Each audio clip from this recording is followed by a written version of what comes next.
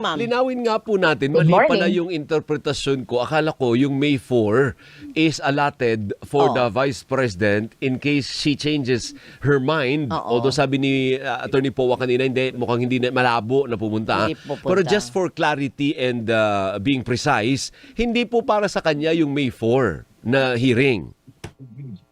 Actually, I ordered the committee to send notice to VP as well, so that whatever intentions she has, kung ano man ang gusto niya, at least for the last time, before we approve the committee report, including the resolution and the articles of impeachment, we continue to cater the requirement of due process, no?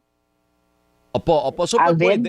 pwede kung gusto niya for some reason. Kasi hindi naman tayo pwedeng sarhan mo kagad yung malay mo Oo. magbagong ihip ng Oo. hangin at sasabihin niya, hindi, gusto kong magsalita dyan Meron sa akong hearing. gustong sabihin. Oo, so Oo. pwede siyang sumugod dyan sa May 4. I think if ever she will have the intention to present evidence, tatanggapin na lang ng Committee on Justice. But we have to consider the fact na natapos na yung determination of probable cause. The same was unanimously supported by the justice members. So, dun lang, if ever she will come and present evidence, perhaps my inclination will just be to receive whatever she has. Okay, but wala nang Walang puwang. tanong-tanong, Hindi, wala walang nang ganyan. puwang para Oo. magsalita siya. Correct. Tapos na. Kumbaga too late. Wala nang puwang para magtalumpati. Because ever since the opportunity that was given to her is by way of submitting her clarificatory questions through the justice members, no? Talaga namang ang naging rule, and this is pursuant also to the rules of impeachment, this ating clarificatory hearing, this is a proceeding between and among the justice members, no? The complainant and their counsel were not allowed to speak. Same is true with respect to the Vice President. However, she can present evidence, we will accept that, and she can raise clarificatory questions through the justice members or even through the chair, no? So, balikan natin yung May 4. The agenda for May 4 is the approval already of the committee report, the resolution, and the articles of impeachment. Indeed, parang ifo-formalize na lang dito the voting that happened yesterday, and to see also if the justice members are agreeable to the consolidation of all the grounds under one articles of impeachment. In other words, clarificatory hearing has been concluded already. But since this is still under the jurisdiction of the Justice Committee, I opted to send notice pa rin sa ating Vice Presidente. Kasi po yung dalawang congressman na nag-raise noon, parang hindi malinaw kung ano yung desisyon sa ni-raise nilang point. 'Di ba si Congressman Sola ba yun? At saka si Gutierrez o Salo or something? Suwan. Suwan. Congressman Sorry, Lordan Congressman Suwan Oo. and Congressman Rog Gutierrez. They actually, ang position nila, Alvin, is to fix another schedule for one more hearing. Tama. That to give opportunity to the Vice President to present her evidence. Oo, Kaya oo. lang, for the majority of the justice members, since day one, we've been calling her. Since day one, we've been providing a chair for her. Since day one, we've been sending notices to her. And today, Congresswoman Ann Matibag even manifested that while we are conducting the hearing, the Vice President is attending an event in San Pedro, Laguna.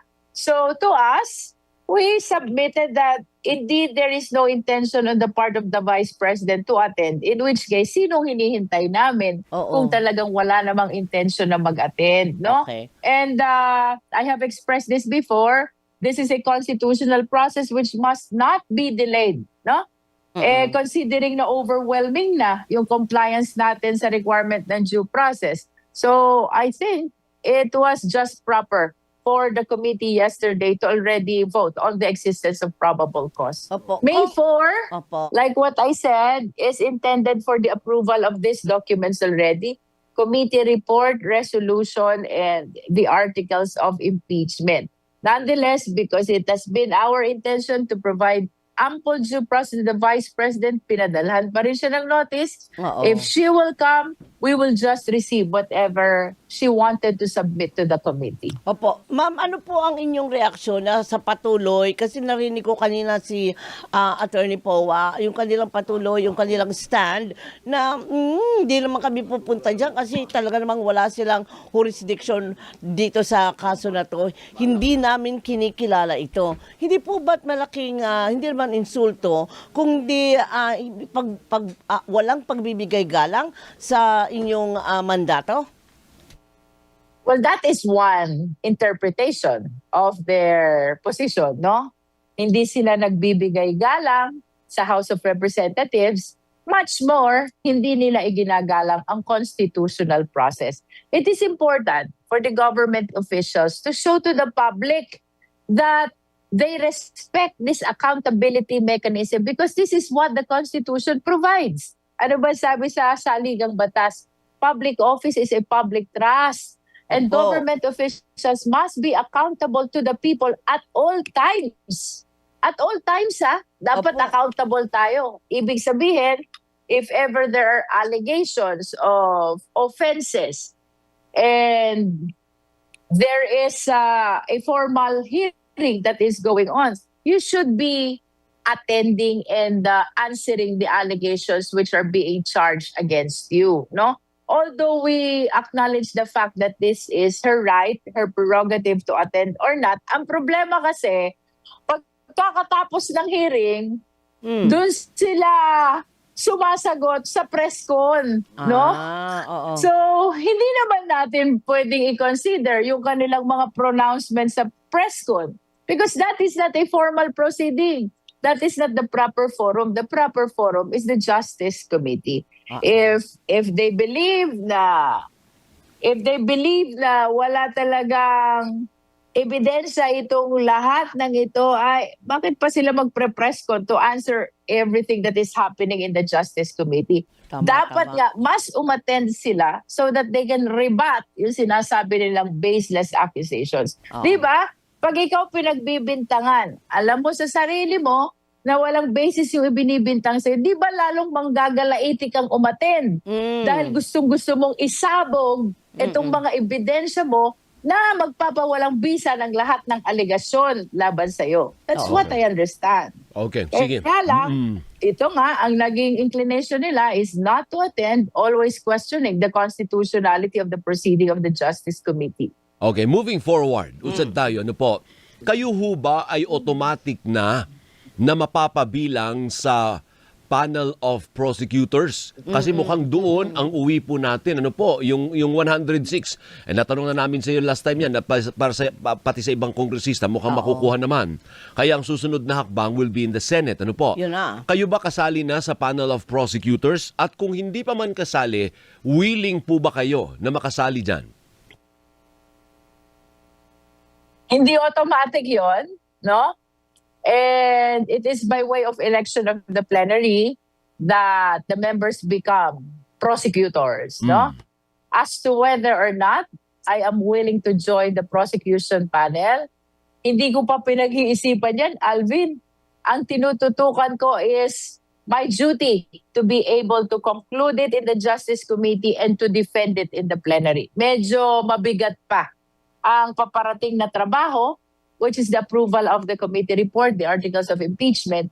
At pagdating dito siyempre sa floor, sa plenary, I'm anticipating a heated debate dito before we finally vote on whether to transmit or not these articles of impeachment. And again, for the record, we need at least 1/3 of all the members of the House of Representatives. Pero open Siguro naman. saka ko na lang isipin yan. Pero open naman kayo, open naman. Well, we've been considered as one of the prosecutors in the first impeachment process. Naalala mo yun during the 19th Congress, di ba? Yes, we are open, but I'm not seriously delving on this idea yet. Apo, pero meron pa rin naman yung private prosecutor. Marami kayong abogado sa Kamara. Pero syempre kailangan din ng private prosecutor, ma'am. Ano po? Definitely, Alvin, as a matter of fact, itong mga kasama nating lawyers and even myself dito sa House of Representatives, hindi na kami ganon updated about litigation, no? And what will happen in the Senate is trial. Tapos yung makakalaban namin ng defense team, sila mga litigation lawyers talaga. No? Although under the rules, hindi naman ipinagbabawal kumuha ng private prosecutor. So I wish to confirm na kung matutuloy man tayo to be one of the panel of prosecutors, I will really recommend that we engage private prosecutors to help and aid the members of the House who will be joining the panel of prosecutors. Opo. Ilan po ba yan? Ilan ba dapat ang prosecutor na congressman? Ilan dapat yung private prosecutors, congresswoman? Under the rules, we should be 11 public prosecutors, no? Pero parang wala namang prohibition if we want to consider a bigger number. About the private prosecutor, the rule is silent. So I guess it will depend on us and on the private lawyers who are willing to help the House of Representatives in the prosecution of this impeachment case. Opo. Pero sino po yung talagang final, yung final na magdedesisyon? Kung sino, at ilan talaga? Siguro kapag na-create na itong panel of prosecutors, no, Doris? Opo. There will be a lead prosecutor. So, I think it will be the prosecutors who will decide kung ilan ang i-engage na public prosecutors at kung sino-sino itong mga ito. Hindi, ang tanong niya, sino ang pipili ng magiging congressperson prosecutor? Tsaka yung final na. Kumbaga siya yung huling pipirma. Yeah. They will Nasa be, speaker they yun. will be Opo. elected. They will be elected in the okay. plenary. Okay. So may election May pala. election yan. Okay, oo. okay. Yes, Oh. para kang nag-i-elect ng committee chair, committee members. So, this panel of prosecutors will be elected also in the plenary. Kung sino man itong 11 House members na ito who will be joining the panel of prosecutors Ayun. by So, election. Yeah. So sa palagay ninyo, kung sino yung dapat na nandyan sa panel na yan, top of mind, yung parang bilib na bilib ka na ito magiging asset ito kaya nga. sa prosecution ng kaso laban sa Vice Presidente.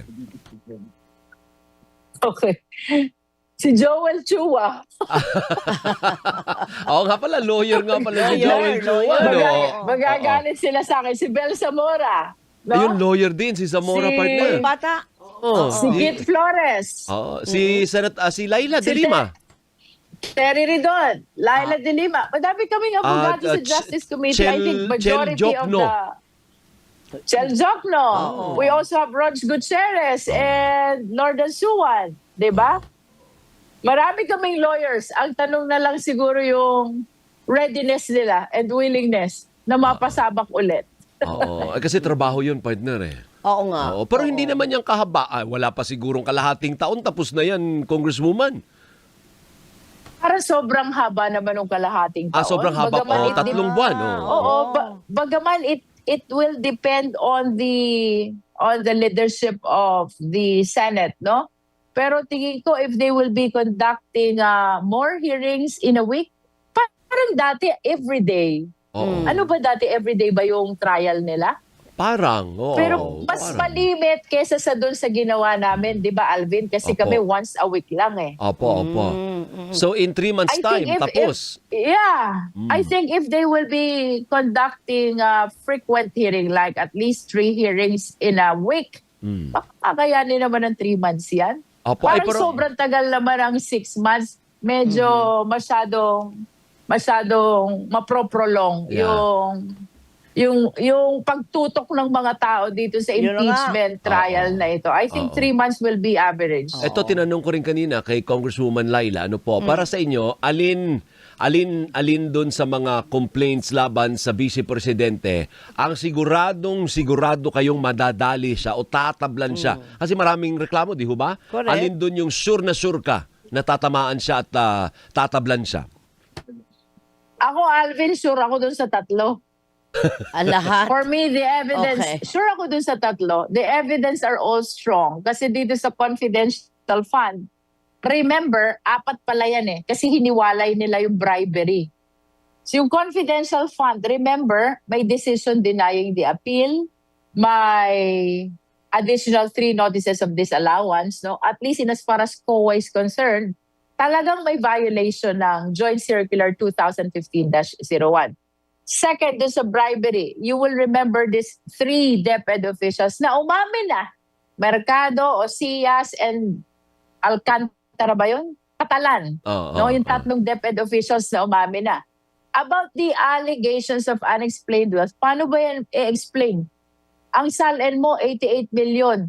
Naka-zero declaration ka pa from 2019 hanggang 2024. And then the AMLAC report is showing 6.7 billion. The SEC audited financial statement is showing losses of her private companies, no? So how will you reconcile that? Kahit tumutok lang tayo dun sa 6.7 billion na transaction, bakit hindi mo yan nakita dun sa SALN when the mandate to the government officials is to disclose? Sabi ko nga sa opening statement ko on the April 22 hearing, di ba? Etong pagtalakay ng unexplained wealth, this is the territory of forensic truth. Kasi kapag numero ang pinag-uusapan, hindi yan nagsisinungaling. Hindi mo yan kayang takutin. Opo. Hindi mo yan kayang kumbisihin because numbers do not lie. Apo. How will you justify your SALN if your AMLAC is showing 6.7 billion transaction? No? Apo. Doon pa lang. Kong. Kung buksan pa ng Senate yung BIR box, di ba? So, bagaman I do not know yet what will appear from the BIR box, pero the SEC has testified already na losses lahat ng companies nila. And if I may complete, Doris, no? Yung threat naman, I totally agree with Congresswoman De Lima. Res ipsa loquitur. What you see in the video speaks for itself. Threat was committed. A threat is a threat is a threat. Saka yun yung mas arok. Yun yung mas arok ng sambayanan eh. Carry agad Yung ng sambayanan. gets mo kagad, di ba? Tamo na isingit natin yung tanong ni Pao Atienza kasi may sinabi pala si Attorney Rico Domingo kung dapat daw pagsumitihin ng memorandum si Vice President Sara Duterte para suportahan ang kanyang posisyon laban sa kanyang impeachment complaint. Bahagi ito ng due process para hindi muling mateknikal ng kampo ng Vice Presidente. What do you think? The rule says may, quote unquote, which means it is discretionary whether to require submission or not. No? Doon sa binasa ko kahapon sa rules, before I pronounce that the impeachment complaints are submitted for resolution already, yes, it made mention about the submission of memoranda, but it uses may, which means you may require or you may not require. It is discretionary. Yeah. Okay. Thank you. And to add to that, anong isasummarize nila sa memoranda? Wala naman silang present. Opo. Di ba? The memoranda is intended to summarize the evidence that was presented and submitted. In the cases of the complainants naman, you will remember that they delivered a summation speech along with the video of Kong Laila. Kong Benny Abante likewise delivered a summation speech. That is a summary of the evidence that was presented. Alright. Okay, go. Kung ano po ang reaksyon nyo doon sa sinabi po ni Congressman Paulo Duterte na binayaran yung ibang kongresista dyan Parang para binraso at tinakot na wala kayong pondo sa mga proyekto nyo. Pag wala hindi kayo kayong matatanggap na pondo kung hindi kayo boboto dito. Ay, kung boboto kayo, tama ba? 4. Oo. I can only speak for myself and I totally deny that statement of Congressman Paulo Marcoleta. Easy to say, but it will be hard for him to prove, no? Ako Si sa aking Marcoleta sarili, ba I did nagsabi? not encounter those kind of occasions. Kung sorry, Sabi ni pasensya na. Doris si Marcoleta daw Hindi eh. po, Sino ma'am, ba? Parang si Duterte. Paulo Si Duterte. Okay. Oo. Okay, so even if it is Kong Paulo Duterte who said that, I deny that. But I can speak for myself only, no? Okay. Opo.